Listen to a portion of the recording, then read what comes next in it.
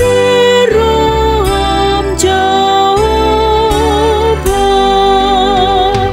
mansai terpencet rokun di ban godang di dosa tung sera di baloson ho luhut na salado pako tung isi tertaksa.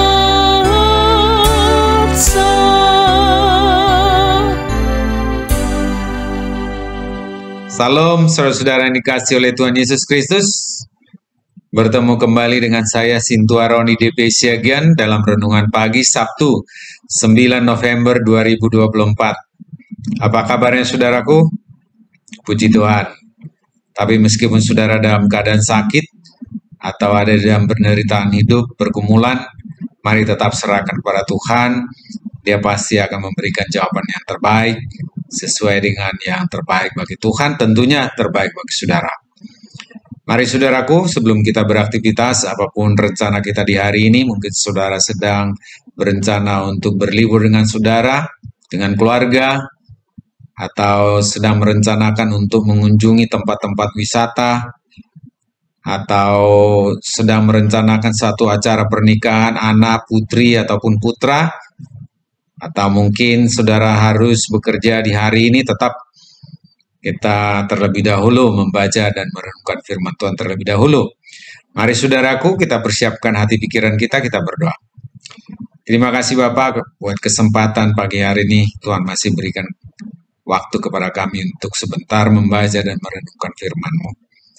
Ya, Tuhan yang menolong kami Bapa sehingga kami mengerti akan maksud firman Tuhan di dalam kehidupan kami. Di dalam Yesus Kristus Tuhan dan Juru Selamat kami mengucap syukur dan berdoa. Amin. Firman Tuhan yang menjadi dasar renungan kita di pagi hari ini terambil dari Mazmur pasalnya yang ke-31 ayatnya yang ke-23. Mazmur 31 ayat yang ke-23 dikatakan di sana. Aku menyangka dalam kebingunganku, aku telah terbuang dari hadapan matamu. Tetapi sesungguhnya engkau mendengarkan suara permohonanku ketika aku berteriak kepadamu minta tolong. Demikian. Saudaraku, meskipun Daud itu adalah seorang raja yang hebat, raja yang berkuasa, tahtanya yang sudah tidak tertandingi ya, banyak dipuja-puji oleh orang lain, ya, tetapi saudaraku dia tidak luput dari banyak penderitaan, banyak kesesakan.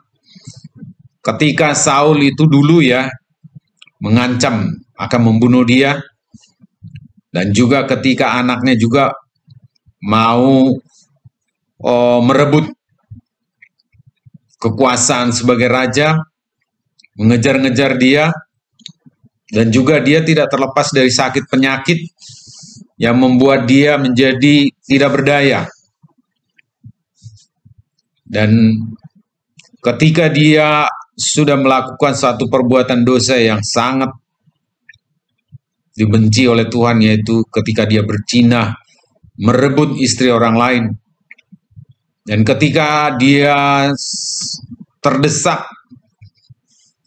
dia kemudian menjadi bingung, saudaraku.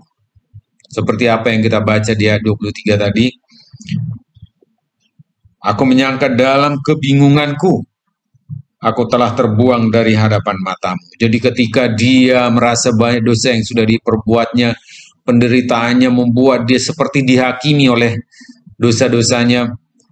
Dan kemudian dia bingung dan berpikir bahwa dia sudah ditinggalkan oleh Allah. Tetapi dikatakan di ayat yang selanjutnya atau di kalimat selanjutnya, tetapi sesungguhnya engkau mendengarkan suara permohonanku ketika aku berteriak kepadamu minta tolong. Nah itu kuncinya saudaraku. Kuncinya adalah ketika aku berteriak kepadamu minta tolong.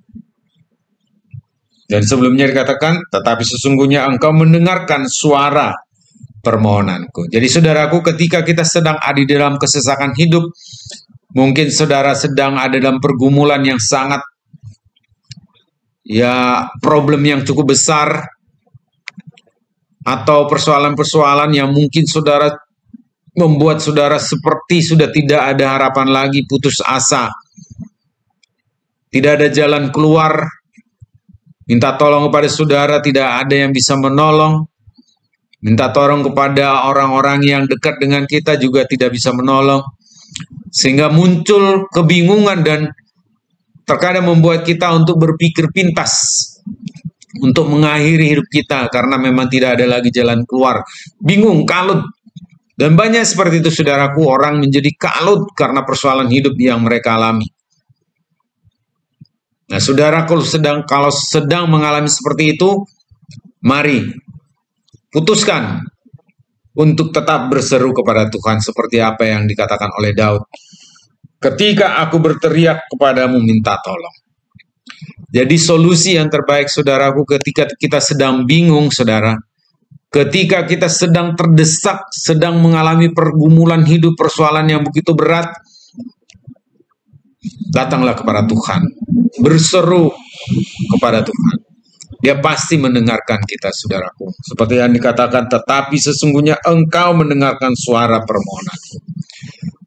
Meskipun saudaraku pada saat kita berdoa tidak langsung satu solusi diberikan oleh Tuhan, tetapi ada ketenangan jiwa di dalam hati kita, di dalam batin kita. Ketika kita berdoa, dengar-dengaran dengan Tuhan, berteriak. Karena Daud katakan, air mataku telah tercurah membasahi tempat tidurku. Artinya apa saudaraku? Kita berdoa, berseru kepada Tuhan, menangis di hadapan Tuhan, ya, untuk memohon pertolongan Tuhan. Dan saudaraku, Tuhan itu adalah Maha Baik. Dia pasti tidak membiarkan kita ada di dalam kesesakan yang terus-menerus. Karena dia adalah Maha Baik, Maha Pengasih. Apalagi setelah kita telah memohon ampun karena dosa dan pelanggaran kita. Karena ketika kita melakukan dosa perbuatan yang tidak baik, memang kita akan seperti dihakimi oleh perbuatan dosa kita. Nah, sepertinya tidak ada hubungan yang baik lagi dengan Tuhan, karena dikatakan memang dosamu menghalangi engkau berhubungan dengan Tuhan. Oleh karena itu saudaraku, mari kita minta ampun kepada Tuhan atas dosa yang sudah kita lakukan, perbuatan kita yang tidak baik, maka Tuhan akan memperhatikan kita. Bukan karena kita ya saudaraku, tetapi karena Allah itu Maha Baik, Maha Pengasih. Percayalah saudaraku bahwa Tuhan itu memperhatikan kita apapun yang kita lakukan. Kita sedang apapun Tuhan perhatikan. Kita sedang susah, Dia memperhatikan. Kita sedang senang, Dia memperhatikan kita. Nah, karena itu mari kita belajar untuk berserah kepada Tuhan saudaraku. Belajar untuk senantiasa berharap kepada Tuhan meskipun sudah terlihat tidak ada harapan. Terlihat seperti tidak ada jalan keluar, tetapi mari saudaraku, satu saat dan secara perlahan Dia akan merubah hati kita menjadi tenang. Dari kebingungan pikiran menjadi lebih lega, lebih berpikir jernih. Tetap serahkan kepada Tuhan, Dia akan memberikan solusi di dalam persoalan dan kebingungan kita. Amin, mari kita berdoa.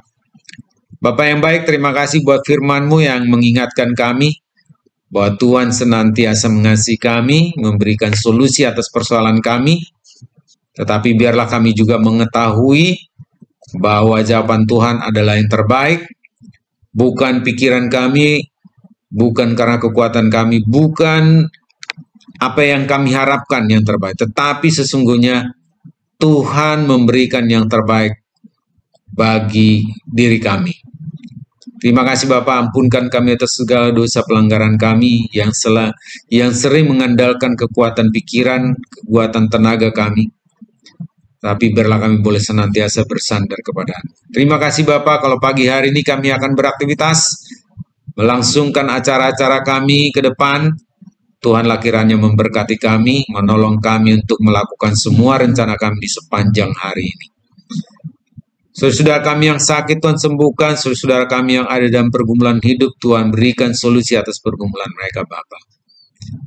Terpujilah nama-Mu Bapa yang baik, Bapa yang mengasihi kami, Bapa yang begitu memperhatikan kami. Di dalam Yesus Kristus kami mengucap syukur dan berdoa. Amin. Baik saudaraku, selamat beraktivitas di sepanjang hari ini. Tuhan Yesus memberkati saudara, memberkati saya, dan kita semuanya. Horas.